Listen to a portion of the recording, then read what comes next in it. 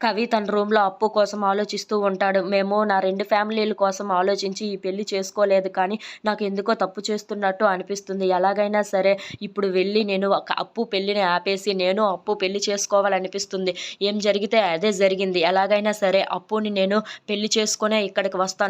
అప్పుని ఇక్కడికి తీసుకొని వస్తానని చెప్పేసైతే డిసైడ్ అవుతూ ఉంటాడు. ఎలాగైనా సరే అప్పుని ప్రేమిస్తున్నానని చెప్పి, అప్పుని నా ఇంటికి నేను తీసుకొని వస్తేనే నాకు ఆనందం. అలా అయితేనే మా ఇద్దరి ప్రేమలు గెలుస్తాయి కదా! ఏం జరిగితే అదే జరిగింది. ఏమైతే అదే అయింది. పరువుల కోసం ఆలోచించుకొని నా జీవితాన్ని నేను వృధా చేసుకోలేను కదా! అలాగే అప్పుని కూడా బాధ పెట్టలేను కదా! అని చెప్పేసైతే అనుకుంటూ ఉంటాడు. ఎలాగైనా సరే అప్పుని ఇంటికి తీసుకొని వచ్చేయాలి అని చెప్పేసైతే డిసైడ్ అవుతూ ఉంటాడు. ఇంతలో కావ్య దగ్గరికి రాజు వెళ్ళి, "నువ్వేం చేస్తున్నావో తెలుసా కావ్య? ఎంత పెద్ద తప్పు చేస్తున్నావో తెలుసా?" అని చెప్పేసైతే తిడుతూ ఉంటాడు. ఆ మాటలు వినగానే అక్కడ ఉన్న కావ్య అయితే, "నేనేం చేస్తున్నానండి? నా చెల్లి భవిష్యత్తు కోసం నేను తోడ్పడుతున్నాను. నా చెల్లి ఆనందంగా ఉండాలంటే ఈ పెళ్లి జరగాలి" అని చెప్పేసైతే అంటూ ఉంటుంది.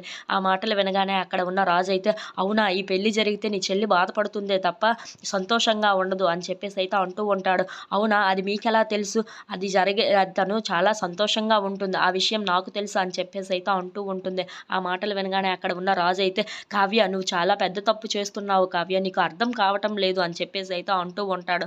ఆ మాటలు వినగానే అక్కడ ఉన్న కావ్య మాత్రం, "మీరు సైలెంట్‌గా ఉండండి చాలు అంతే" అని చెప్పేసైతే అంటూ ఉంటుంది. ఆ మాటలు వినగానే అక్కడ ఉన్న రాజు మాత్రం, "నేను సైలెంట్‌గా ఎలా ఉంటాను? ఈ పెళ్లిని ఎలాగైనా ఆపి తీరుతాను" అని చెప్పేసైతే గట్టిగా అరుస్తూ ఉంటాడు. ఆ మాటలు వినగానే అక్కడ ఉన్న కావ్య అయితే, "మీరు ఎలా ఆపుతారో నేను చూస్తాను. మిమ్మల్ని నేను ఆపుతాను కదా! చూడండి ఎవరిని ఎవరు ఆపుతారో" అని చెప్పేసైతే అక్కడి నుండి వెళ్ళిపోతూ ఉంటుంది. If you like this video please like, share and subscribe friends.